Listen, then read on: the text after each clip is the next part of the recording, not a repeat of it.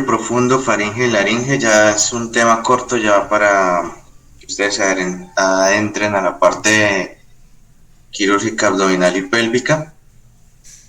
Entonces, recuerden que la región cervical o el cuello, ¿sí?, es una región de transición.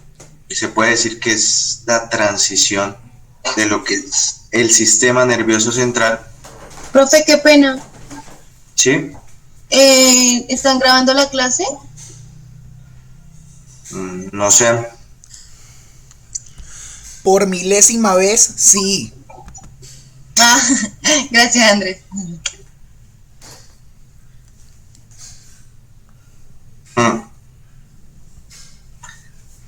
O sea, ¿sí o no? Sí. Bueno, continúa acá. Entonces, el cuello como zona anatómica de transición es muy importante, ya que tiene un rango de movimiento muy alto en los seres humanos y es una zona de fragilidad.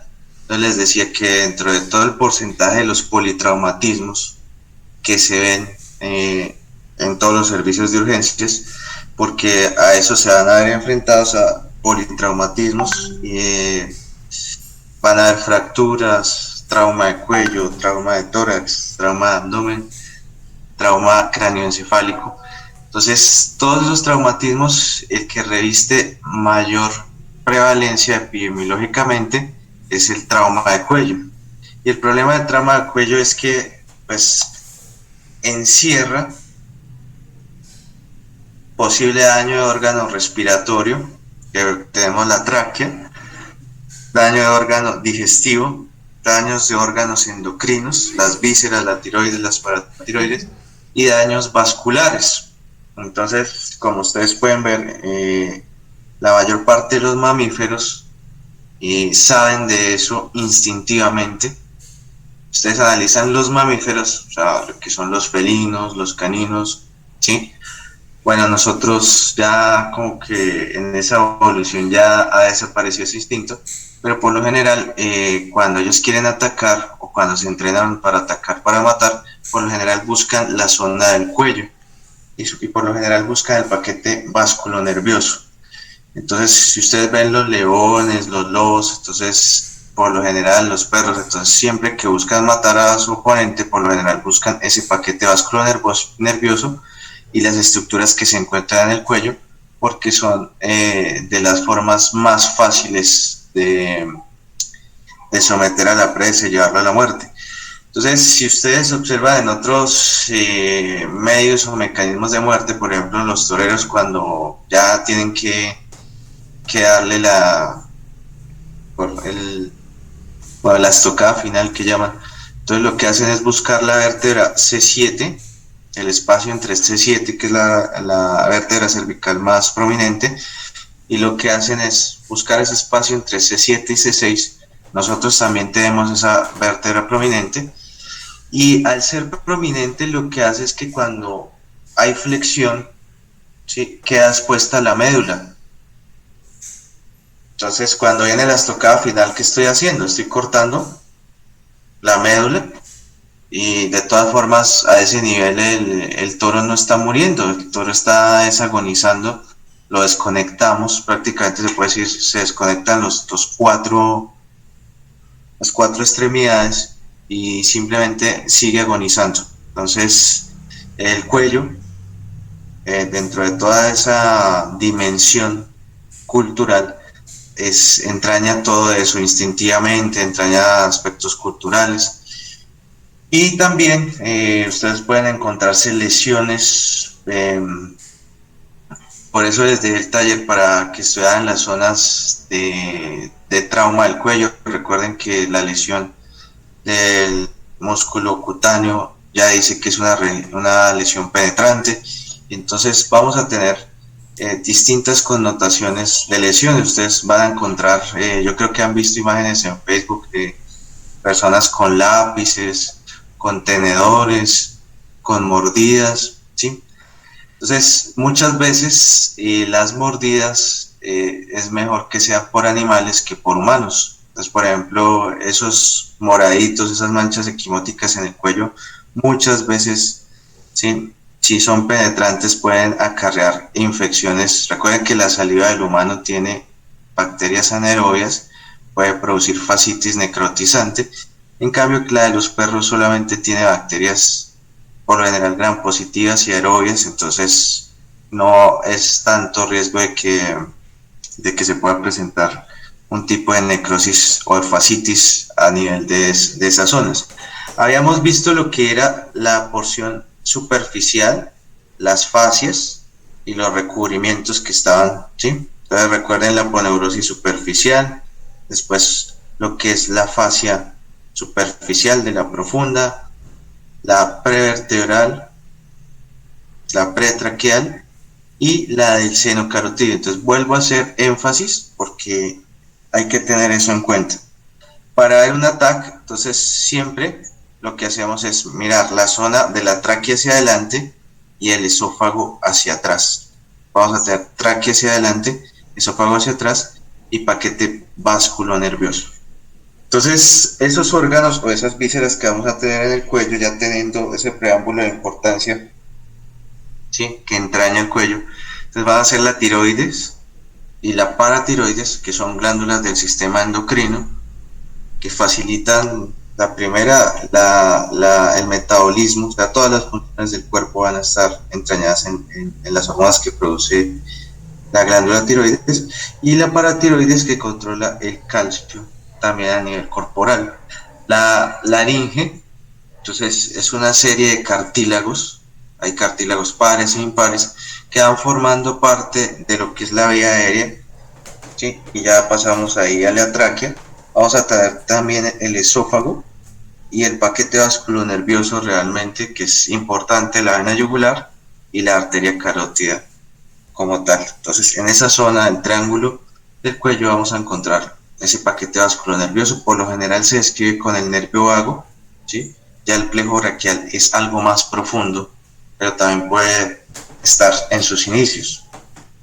Entonces, recordar acá, entonces, para los que me siguen, entonces aquí tendríamos al músculo digástrico, vientre anterior, vientre posterior, músculo miloioideo, la glándula submandibular, lo que es la arteria y venas faciales. Tendríamos al hueso ioides, entonces aquí estarían los músculos supraioideos, ¿sí? El genioideo estaría más profundo, y aquí estarían los infraioideos. Entonces tendríamos el homoioideo, tendríamos el esternocleidoioideo, ¿sí? Tendríamos el tiroioideo, este que está acá, el cricotiroideo, ¿sí? Y entonces yo les decía, se pueden tocar la punta del mentón, se van con las manos suavemente hasta el fondo, lo que encuentran más rígido, más fuerte, consistencia más fuerte, sería el hueso ioides, y después bajan delicadamente con los dedos y encuentran una formación en forma, una estructura con forma de escudo, ¿sí?, que es el cartílago tiroides. Entonces, esa es la llamada manzana, que es más notoria en los hombres. Después bajamos un poco y encontramos un espacio más o menos de 1 centímetro y volvemos a sentir otro cartílago. Ese sería el cartílago cricoides. Entonces, en las estructuras de anatomía topográfica en el cuello, lo que vamos a encontrar es el hueso ioides, después el cartílago tiroides y a 1 centímetro el cartílago cricoides. ¿Sí? Hay membrana tiroioidea, es una membrana tejido fibroso que está entre el cartílago tiroides y el hueso ioides. Hay membrana cricotiroidea. Entonces, ¿por qué es importante esto? Porque en la membrana cricotiroidea, en algunas situaciones de emergencias, de urgencias, sobre todo en paramédicos, por ejemplo, si la lengua o los labios son muy grandes, macroglosia o un edema angioneurótico, no se puede intubar al paciente. Por ejemplo, si hay un hematoma en la zona vocal que impide la visualización de la vía aérea, pues no se puede intubar al paciente. Si hay fractura de la mandíbula, del maxilar, no se puede intubar al paciente. Entonces, mientras que tenemos una vía asegurada, ¿sí? Pues la vía asegurada se puede hacer con un tubo sobre las cuerdas vocales, tubo endotraqueal, se conecta al ventilador, lo que ustedes veían en los cursos de COVID, Y entonces, mientras que eso no ocurra, o sea, que no pueda o no tenga la capacidad de intubar al paciente, pues puedo llegar acá y romper la membrana cricotiroidea, ¿sí? Y meter un catéter y ahí empezar a ventilar mientras que llego al hospital. En el hospital se abre la zona de la tráquea que se busca aquí en la horquilla external. Entonces, en ese angulito redondo ahí en la horquilla external, entonces se diseca la piel, las fascias, se llega a la tráquea, se hace una incisión ovalada, se sacan unos puntos atándola a la zona fibrosa de la unión cleidal, o sea, de esa horquilla external, y se pasa el tubo por allí y se establece la vía aérea. Entonces eso ocurre mucho en UCI, cuando ya hay lesión aquí en la boca o ya no se puede tener una vía aérea, entonces lo que uno hace es la llamada traqueostomía. Y en los procedimientos que uno está fuera del hospital y necesita por lo menos ventilar al paciente, entonces lo que uno hace es una cricotiroidectomía. Entonces romper la membrana cricotiroidea, se dice que se puede romper hasta con un esfero y se coloca el catéter y se empieza a ventilar. Entonces les vuelvo a recordar porque es importante.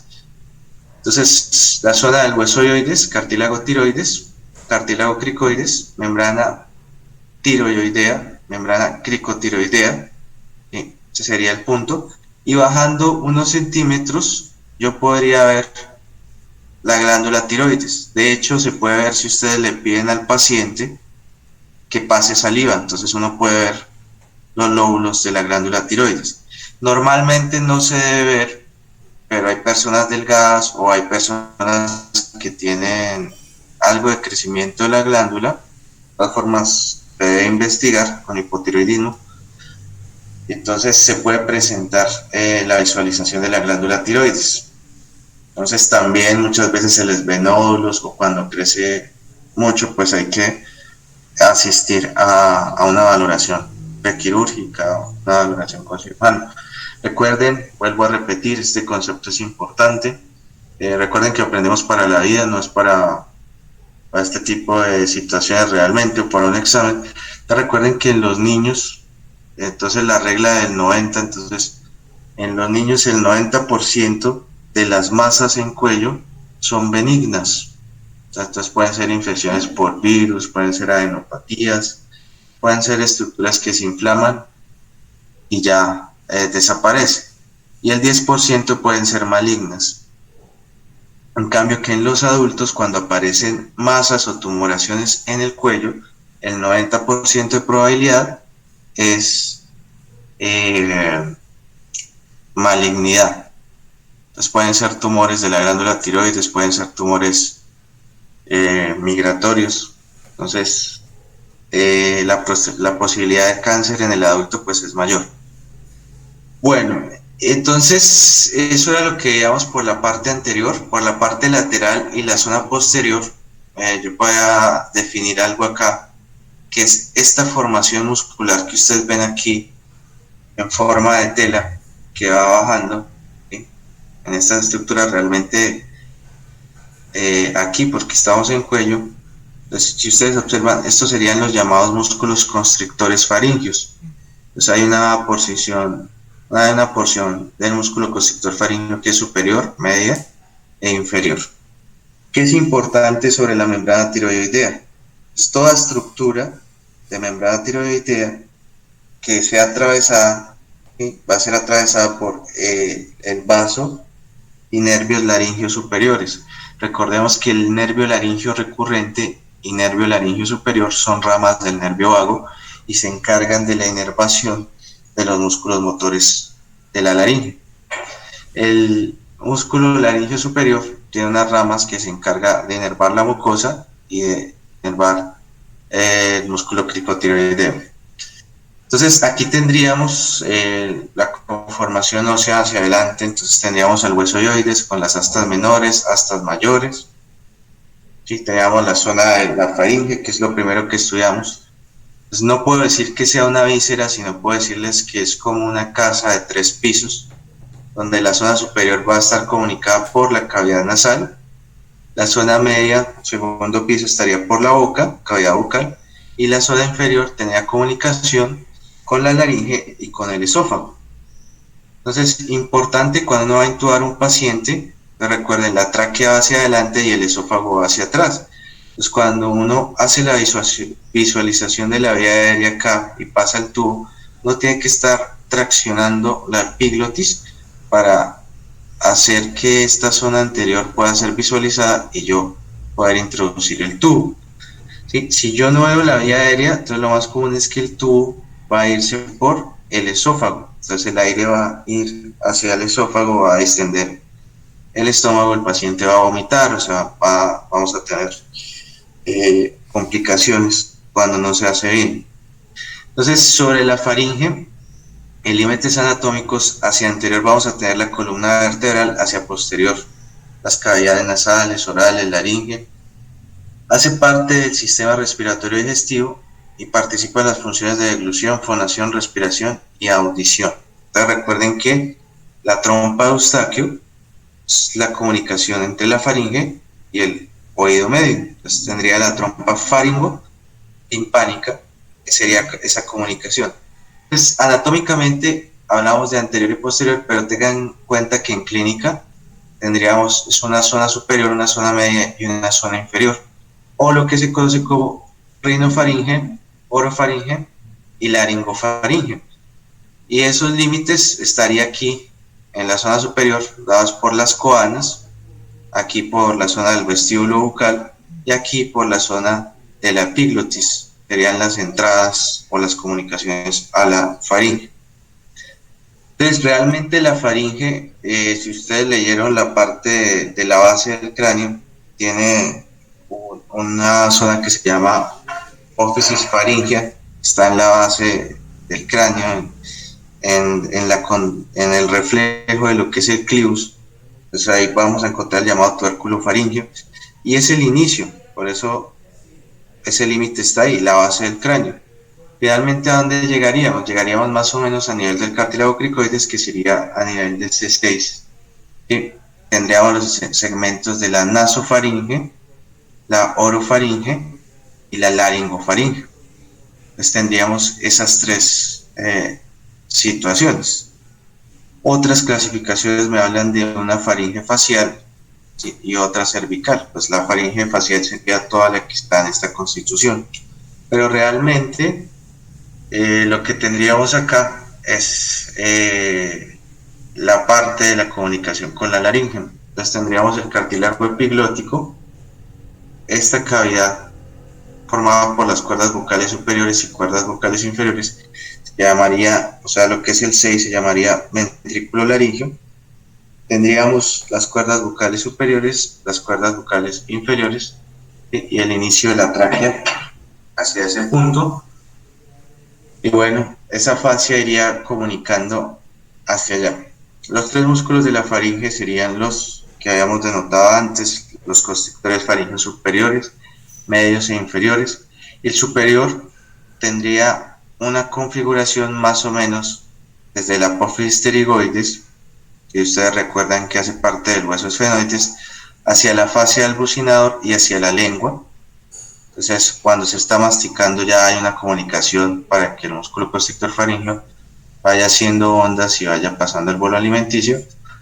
Músculo constrictor faríngeo medio iría desde el asta menor hasta la asta mayor y el ligamento tiroideo, ¿sí? O sea, se comunica con el hueso oioides y músculos infra y suprayoideos para que haya deglución, para que ascienda y descienda hueso oioides. Y el inferior iría hacia el cartílago tiroides, hacia la parte inferior del cartílago cricoides. Entonces sería más o menos esta configuración: constrictor faríngeo superior, medio e inferior. Entonces esos músculos de la faringe hacia superior pues tendrían otras porciones que serían los medios de unión hacia la base del cráneo, que serían los músculos palatofaríngeo, que irían en comunicación al paladar duro y a la aponeurosis palatina, el estilofaríngeo, que iría en esa porción uniendo las apófisis tiroides, el cartílago tiroides, y el salpingofaríngeo, que iría rodeando la trompa faringotimpánica a esa porción cartilaginosa que estaría hacia ese punto. Entonces, clínicamente se distinguen tres hiatos: hiato faríngeo superior, hiato faríngeo medio y hiato faríngeo inferior, que tendrían los espacios, ¿sí?, entre el músculo constrictor superior y medio. Entonces pasaría la parte de lo que es la parte de los nervios retroestileos, el glosofaringio, ¿sí?, y los músculos estilofaringeos y el ligamento estiloideo. El hiato faríngeo medio tendría lo que es el nervio laringio superior, ¿sí?, y el hiato inferior, el nervio laringio recurrente. Las adenoides son formaciones de tejido linfático que presentan los niños hipertrofiadas, porque ellos están en contacto con virus, bacterias, que hacen que ese tejido linfoide reaccione, y muchas veces se hipertrofian tanto que pueden obstruir la vía aérea. A eso se solicita una radiografía que se llama radiografía de K1 faríngeo, y lo que busca es, esa radiografía de K1 faríngeo, lo que busca es generar la visualización de ese espacio. Entonces, son formaciones de tejido linfoide, al igual que la amígdala faríngea, la amígdala tubárica, ¿sí?, y todo este sistema de amígdalas, de adenoides, forman el llamado anillo linfático faríngeo. Son formaciones linfáticas en todo lo que es la entrada de los gérmenes, o sea, la nariz y la boca. Entonces, importante, recuerden, esta sería la zona nasal, la zona bucal. Aquí tendríamos las coanas, este sería el rodete tubárico, esta sería la trompa faringotimpánica. Aquí tendríamos el vestíbulo o el llamado istmo de las fauces, y aquí tendríamos la epiglotis.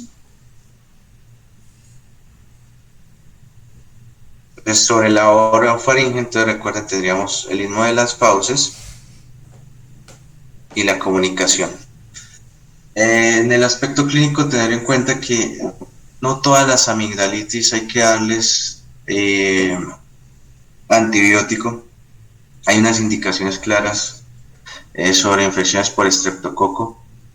Entonces, si hay hipertrofia amigdalina, si hay eritema, si hay secreción de pus, muchas veces fiebre, repercusión sistémica, entonces probablemente sea una infección bacteriana y estemos autorizados a administrar la penicilina benzatínica en caso de que el paciente no sea alérgico, porque si el paciente es alérgico nos tocaría utilizar otros antibióticos como macrólidos, ¿sí? Y es muy diferente esta imagen de amigdalitis bacteriana a una amigdalitis o faringitis viral, que simplemente tiene eritema, ¿sí?, que aunque pues sobre todo a los hombres nos dé duro y que no nos podamos levantar de la cama, que tengamos dolores musculares, fiebre, entonces podría presentarse.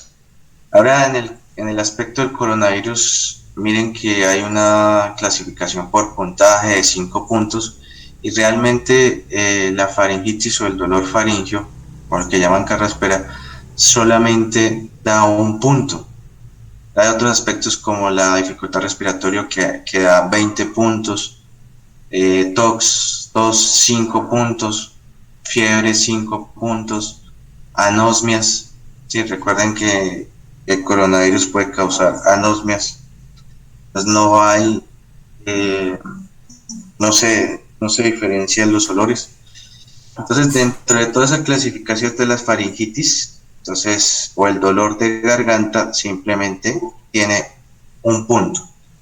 La laringofaringe, ya tendríamos la comunicación con la epiglotis, y puede decirse que va desde el hueso iris hasta el cartílago cricoides, y tendríamos un espacio retrofaríngeo, que, bueno, esta zona es más, un nivel más inferior al espacio retroestileo.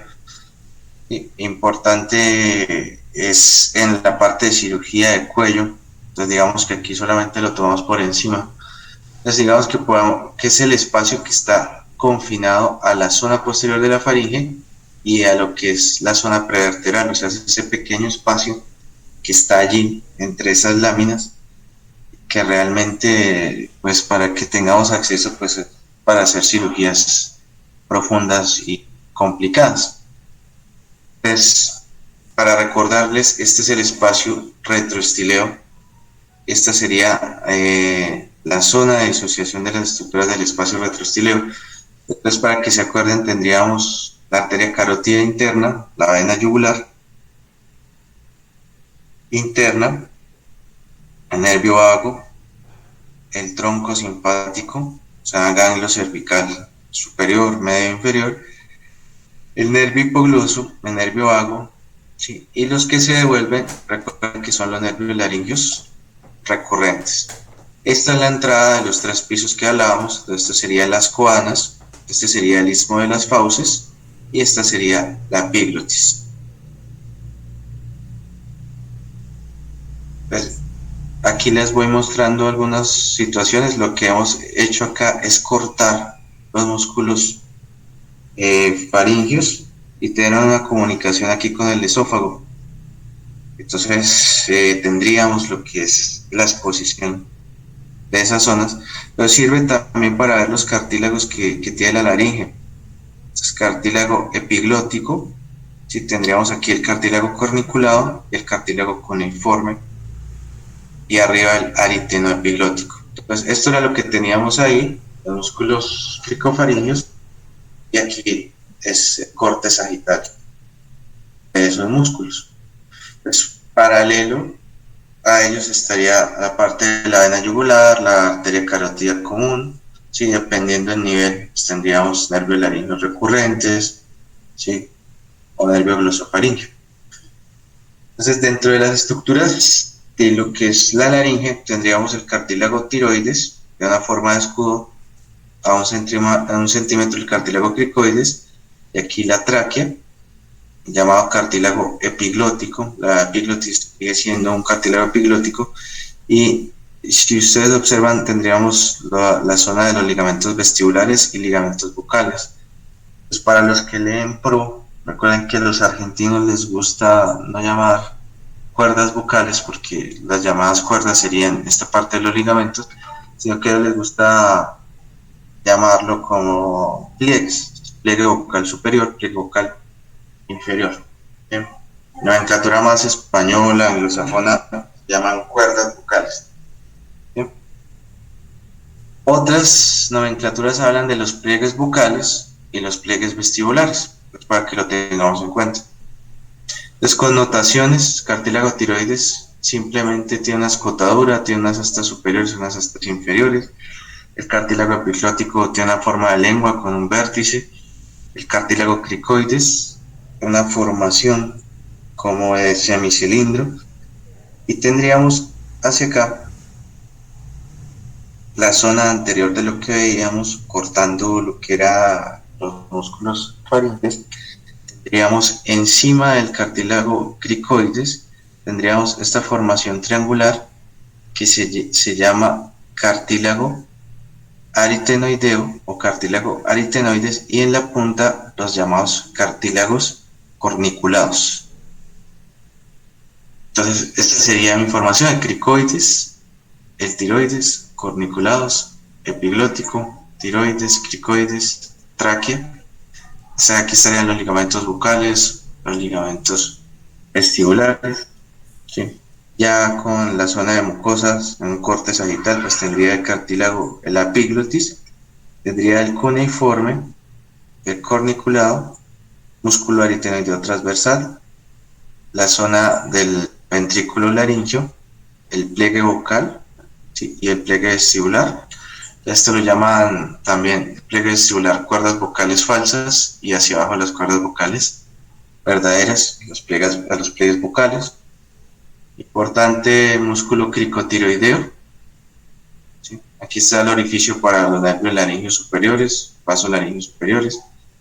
Hacia atrás tendríamos músculo cricoaritenoideo posterior, los aritenoideos oblicuos, el aritenoideo transverso en X,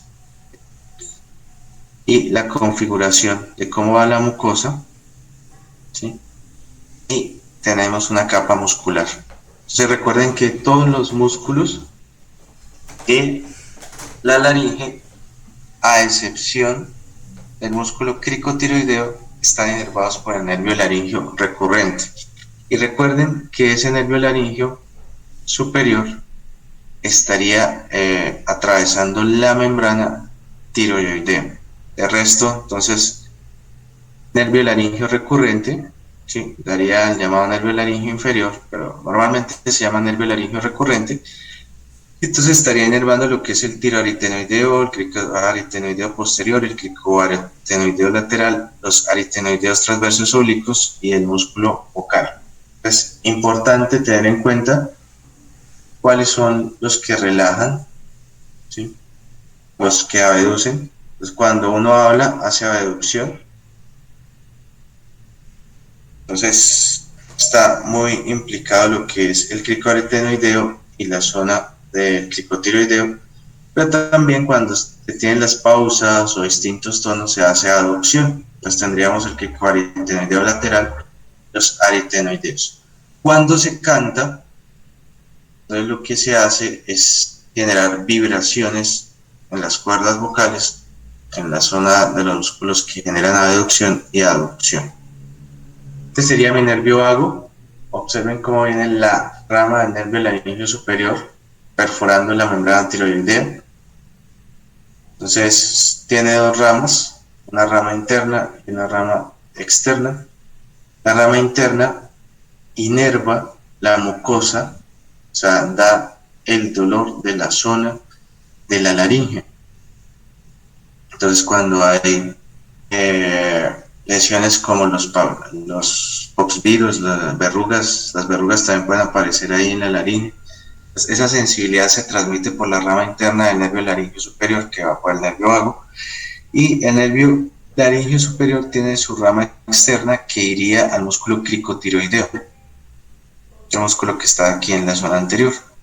Si miramos, pues el nervio vago sigue descendiendo. Miren, este sería el izquierdo, entonces da su recurrencia ahí en el arco aórtico, y cuando da la recurrencia, o sea, se llama nervio laringio recurrente, va a inervarme la zona de los músculos de la laringe y va a tener una localización anatómica inmediatamente encima de la glándula tiroides. Eso hace que los procedimientos de tiroidectomía puedan generar lesiones en el nervio laringio recurrente, haciendo que los pacientes sufran disfonía. Entonces, digamos que de las dos complicaciones importantes en lo que son las tiroidectomías sería la disfonía y también la sección accidental de la glándula paratiroides, que puede llevar al paciente a hacer un paro cardíaco, disminución del calcio intracelular. Entonces tendríamos músculos aritenoideo oblicuo, aritenoideo transverso, el cricoaritenoideo posterior. Estas son las inervaciones del nervio laringio superior y estas las inervaciones del nervio laringio recurrente para todos esos músculos. Esta es una visualización, es una fibrobroncoscopia, una visualización ya a la entrada de la tráquea. Esto es la epiglotis y esto serían los llamados pliegues bucales. Entonces, esto si no lo veo, yo no puedo pasar el tubo, porque si no lo veo, paso el tubo, muy probablemente llegue a el esófago. Pues tendríamos todas esas situaciones cuando se va a entubar un paciente. La glándula tiroides, entonces recuerden que está implicada en el metabolismo. Ese metabolismo es diferente en muchas épocas de la vida, es diferente el metabolismo del bebé, al anciano, al de la mujer embarazada, al del paciente enfermo, al paciente con VIH, al paciente con cáncer. Entonces, ese metabolismo es lo que le da la funcionalidad a todos los órganos del cuerpo. Sirve para la funcionalidad del cerebro, del sistema respiratorio, cardiovascular, de todas las glándulas, del sistema inmunológico, de la parte del sistema digestivo. Entonces está implicado en absolutamente todo esa función de la glándula tiroides, de esa pequeña glándula que se basa en el yodo para generar las hormonas necesarias. Entonces lo que es también el metabolismo, que está muy de moda, entonces es también dado por la glándula tiroides. Embriológicamente, si ustedes recuerdan, viene de la tercera y cuarta bolsa faríngea. Entonces, por eso ella nace, la glándula tiroides nace pegada a la base de la lengua, ¿sí? Y cuando migra al cuello, deja este lóbulo que se llama lóbulo piramidal. Entonces, hay personas que lo pueden tener atrófico o pueden tener lóbulo piramidal. O sea, son 3 lóbulos: lóbulo izquierdo, lóbulo derecho y lóbulo piramidal. Hay algunas personas que esto no se cierra o se complica, hay una inflamación, entonces les da el llamado quiste del tirogloso. Entonces, ese camino que hace la glándula tiroides hasta el cuello se llama conducto tirogloso.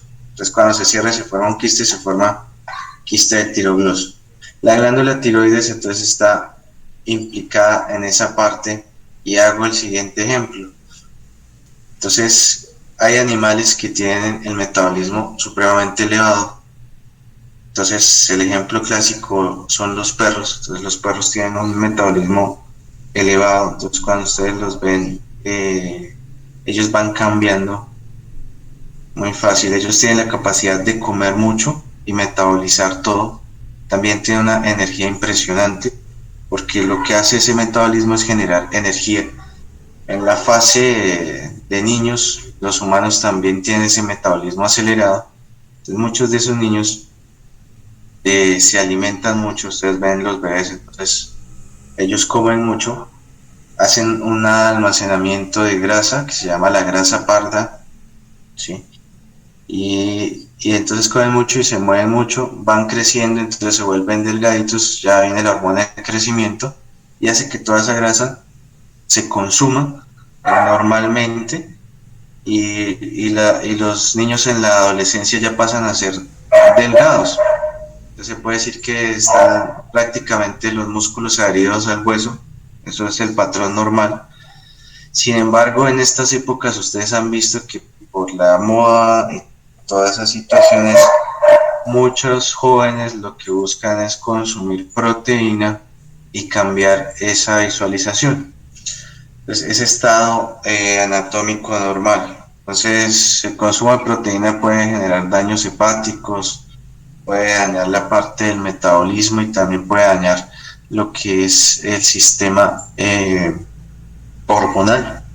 Entonces, muchos de esos fisicoculturistas, las personas que pues han cambiado su metabolismo para ganar masa muscular, por lo general después la reemplazan por grasa, y los que se han aplicado anabólicos por lo general hacen hipogonadismo. Entonces hay disminución del aparato genital externo, sí, hay disminución del tamaño, disminución de las gónadas, o sea, en este caso los testículos, y una serie de cambios que realmente no son nada buenos. Entonces lo normal es que ese metabolismo vaya así. Entonces los adolescentes hasta su etapa más o menos de 21 o 24 años por lo general son delgados, la consistencia es muscular, y de ahí para allá pues viene la ganancia de peso, que es parte del desarrollo, y ya lo que es el estado listo para la reproducción. No obstante, pues hay que tener en cuenta eso, ¿sí? Hay fases, por ejemplo, en las que los niños crecen muy rápido. Entonces, por eso esa fase de la lactancia hacia los niños de 3 y 4 años, pues es, ustedes pasan un mes sin mirar a su sobrino o algún familiar, y entonces ven que ha cambiado mucho. Es porque ese metabolismo está supremamente acelerado. Otro ejemplo clásico es en las mujeres embarazadas. Entonces, cuando una mujer queda embarazada, ese metabolismo es inhibido por la parte hormonal, por la progesterona y otras hormonas.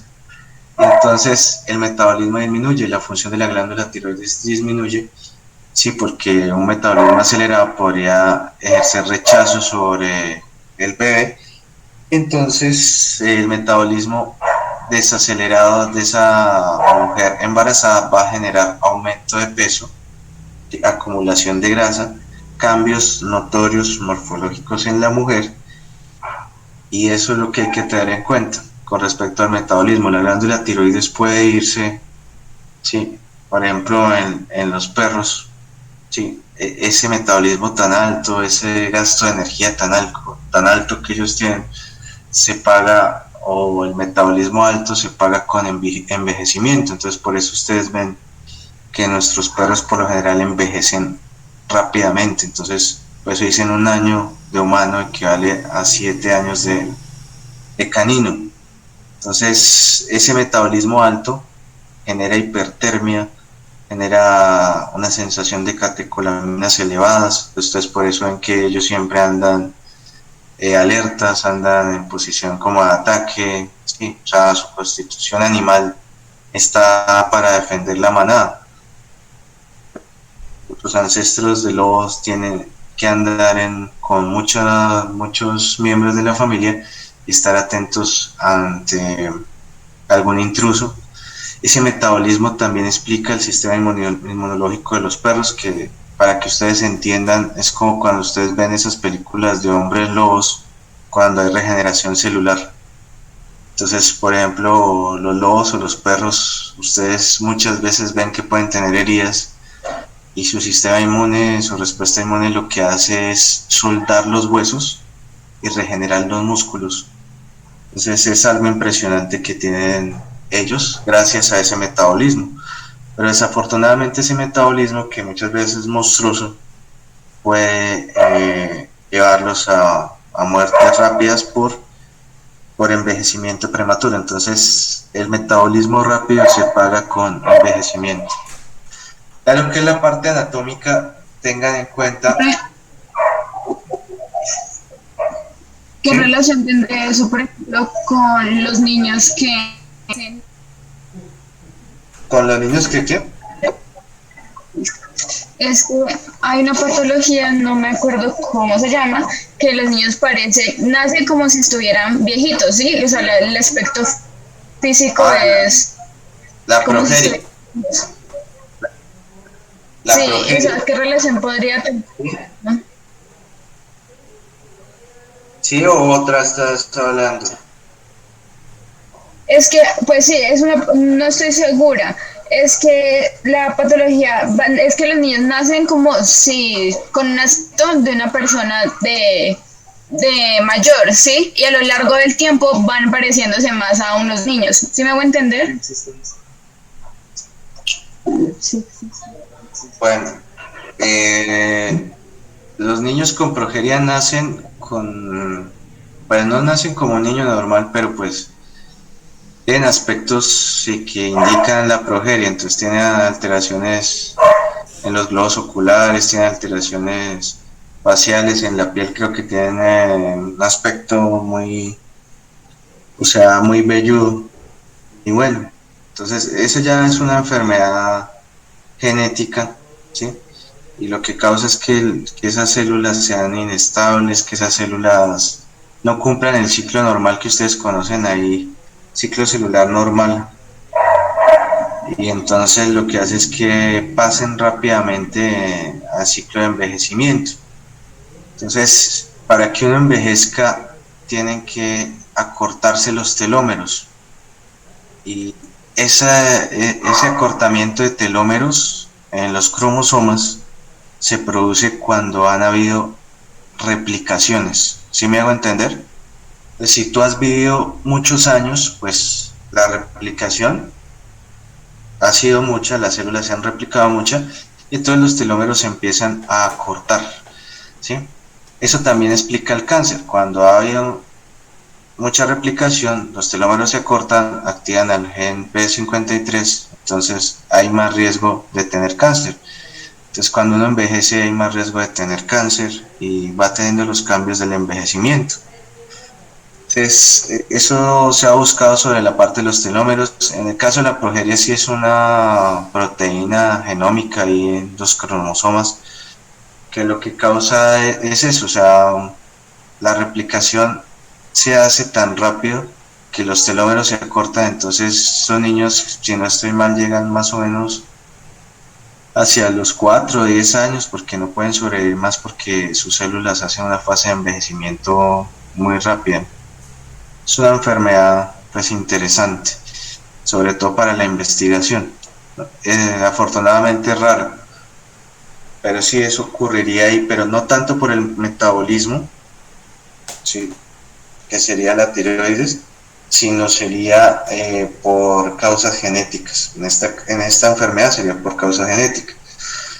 cuando hay hipertiroidismo, que es producción de la glándula tiroides, se puede decir que uno envejece un poco más rápido, tiene un metabolismo un poco más alto. Entonces, continúo aquí. Entonces, la arteria tiroidea superior, si ustedes ven aquí es rama de la carótida externa, yo creo que lo han visto en los videos, y tendríamos lo que es la porción infraoidea,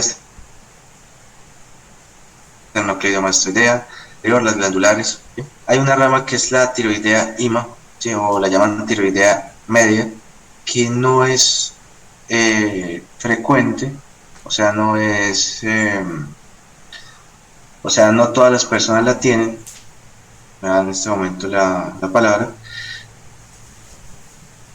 y esa tiroidea IMA pues no es constante. La arteria tiroidea inferior es rama de la subclavia, va acompañada de los nervios laringeos recurrentes, y la arteria tiroidea IMA es inconstante, entonces recuerden que viene de la carótida, por lo general. Las venas de la glándula tiroides tendríamos una tiroidea superior que vendría de la yugular interna, una tiroidea inferior que iría a drenar en las venas brachiocefálicas, ¿sí? Entonces recuerden, la tiroidea superior viene de la carótida externa, la tiroidea inferior por lo general va a venir de la subclavia, ¿sí? Lo que ustedes ven aquí, llamado tronco tirocervical, y la tiroidea IMA inconstante de la carótida. Es una imagen normal, histológicamente hablando, que me habla de lo que es una glándula tiroides. Entonces es lo que ustedes les enseñan en histología como acinos, ¿sí? Cuando crece la glándula tiroides se conoce como bocio, ¿sí? El bocio se puede presentar si la glándula tiroides produce poca hormona o mucha hormona, o sea, se puede dar en hipo o hipertiroidismo, ¿sí?